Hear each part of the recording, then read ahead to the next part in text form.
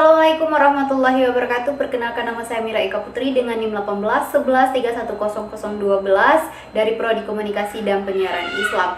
Baik teman-teman, di sini saya akan memenuhi ujian akhir atau disebut dengan UAS dengan mata kuliah Fikih Kontemporer, membahas tentang konsep-konsep umum tentang fatwa-fatwa kontemporer, urgensinya, lembaga-lembaga fatwa kitab, serta himpunan kitab.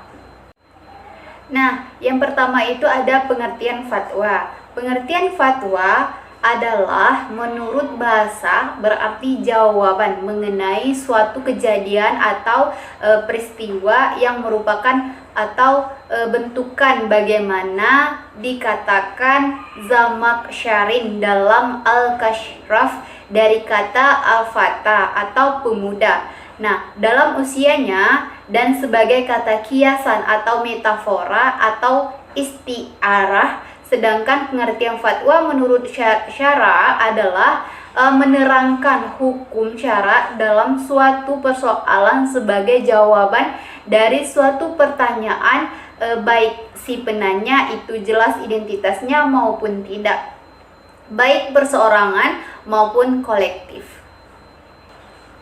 Nah, bagian kedua yaitu urgensi fatwa. Urgensi merupakan kemajuan dalam bidang ilmu pengetahuan dan teknologi, serta keberhasilan pembangunan akhir-akhir ini telah merampas seluruh aspek bidang kehidupan umat manusia. Tidak saja membawa berbagai kemudahan atau kebahagiaan dan kesenangan, melainkan juga memunculkan sejumlah persoalan. Kata fatwa dalam urgensi juga disebut dengan undang-undang, seolah mengidentifikasikan atau menegaskan bahwa keberadaan fatwa menjadi sebuah keharusan sebagai jawaban atau langkah preventif terhadap masalah-masalah yang lainnya dikemungkinkan timbul di kemudian hari, sehingga bank syariah sebagai institusi bisnis tidak keluar dari prinsip syariah tersebut. Selanjutnya ada C, kedudukan fatwa. Keperluan terhadap fatwa sudah terasa sejak awal perkembangan Islam dengan meningkatnya jumlah pemeluk Islam atau agama Islam. Maka setiap persoalan yang muncul memerlukan jawaban. Untuk menjawab persoalan tersebut diperlukan bantuan dari orang-orang yang kompeten di bidang tersebut. Berkaitan dengan kedudukan fatwa dalam kehidupan umat Islam, fatwa ini juga menegaskan bahwa fatwa memang tidak mengikat atau secara hukum, akan tetapi ia bersifat mengikat secara agama, sehingga tidak ada peluang bagi orang muslim untuk menentangnya bila fatwa itu didasarkan kepada dalil-dalil yang jelas dan benar. Selanjutnya yaitu D, ruang lingkup fatwa. Sejak awal perkembangan Islam, fatwa adalah salah satu media dalam menyampaikan hukum Allah. Para sahabat yang mendapat didikan langsung dari Rasulullah SAW ditebar sekepenanjungan Arab untuk menjadi seseorang mufti dan hakim yang menyampaikan hukum Allah. Selanjutnya mereka menjadi marji' umat dalam urusan dunia dan akhirat. Maka dari itu adanya seseorang mufti atau lembaga fatwa disebut dengan daerah tertentu menjadi hal wajib yang harus ada. Rasulullah sendiri menjelaskan bahwa dalam setiap abad akan datang seseorang yang mempengaruhi agama mereka. Namun memberikan fatwa bukanlah hal yang mudah atau yang bisa dilakukan oleh setiap orang, karena berfatwa bukanlah pekerjaan atau mentransformasikan teks Al-Quran dan sunnah Rasulullah kepada khalayak masyarakat yang umum. Tidak pula meriwayatkan kitab-kitab klasik yang ditulis oleh para ulama salaf seperti kodifikasi hukum fikih yang ditulis oleh imam 4 madhab dan para pengikutnya.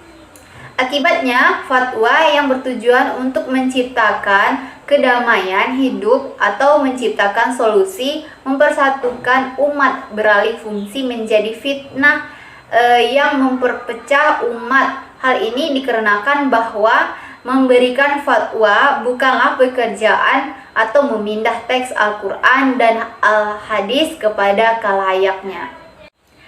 Selanjutnya yaitu Lembaga Fatwa Nasional, ada 3 majelis: Tarjih Muhammadiyah, Lajnat Bahsul Masalih, NU Majelis Indonesia. Lembaga Fatwa Internasional: 1. Memberikan bimbingan dan tuntunan kepada umat Islam Indonesia dalam mewujudkan kehidupan beragama dan bermasyarakat yang diridhoi oleh Allah Subhanahu wa taala. Yang kedua, memberikan nasihat dan fatwa mengenai masalah keagamaan dan kemasyarakatan kepada pemerintah dan masyarakat, meningkatkan kegiatan bagi terwujudnya ukhuwah Islamiyah dan kerukunan antara umat beragama dalam menetapkan atau memantapkan persatuan dan kesatuan bangsa. Yang ketiga itu menjadi penghubung antara ulama dan umara pemerintah. Yang keempat, meningkatkan hubungan serta kerjasama antar organisasi, lembaga Islam dan cendekiawan muslimin dalam memberikan bimbingan dan tuntunan kepada masyarakat, khususnya umat Islam,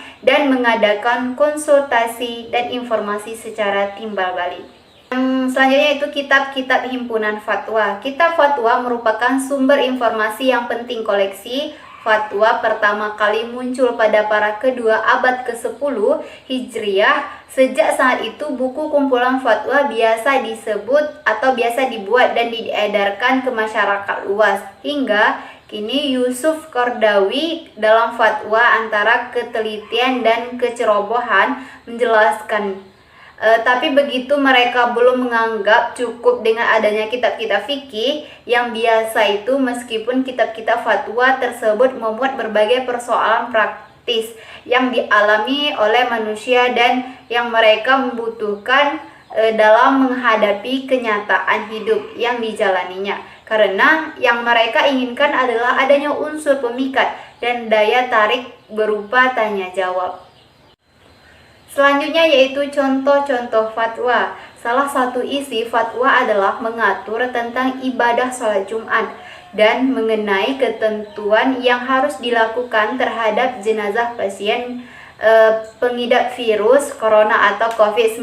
Selain itu, MUI juga menegaskan fatwa haram atas tindakan yang menimbulkan kepanikan atau memborong dan menimbulkan atau kebutuhan pokok beserta masker. Contohnya, fatwa ialah mengatur tentang hukum Islam.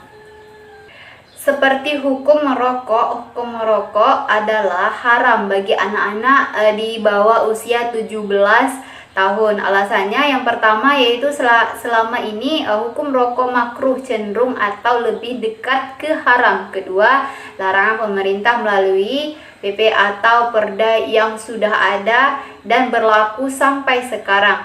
Tidak banyak yang mengindahkannya atau banyak dilanggar, misalnya larangan rokok di taman atau di ruang tertentu yang dilakukan Perda seseorang. Masih juga ada yang merokok di ruang tersebut, namun sudah jelas bahwa tulisan itu sudah memperingatinya. Selanjutnya yaitu kesimpulan. Fatwa menurut syara adalah kemenangan atau menerangkan hukum syara dalam suatu persoalan sebagai jawaban dari suatu pertanyaan, baik si penanya itu jelas identitasnya maupun tidak, baik perorangan atau maupun kolektif. Sifat fatwa adalah tidak mengingat, karena itu ia tidak memiliki konsekuensi dan akibat hukum yang ketat. Dengan ungkapan lainnya, jika fatwa itu diabaikan oleh seseorang peminta fatwa, maka negara tidak dapat memaksanya untuk melakukan dan atau meninggalkannya. Fatwa sejatinya berkenaan dengan aspek hukum sebagaimana makna definitifnya, tetapi jika kita melihat materi-materi fatwa secara keseluruhan yang dikeluarkan oleh MUI misalnya, maka ia meliputi hampir keseluruhan persoalan agama, hukum, fikih, akhlak, teologi, dan sufisme, inkonsistensi, dan menyisakan sejumlah problem metodologi. Baiklah teman-teman, mungkin itu saja penjelasan dari saya tentang materi tersebut. Apabila ada salah kata, saya mohon maaf, kepada Allah saya mohon ampun. Wabillahi taufiq wal hidayah. Wassalamualaikum warahmatullahi wabarakatuh.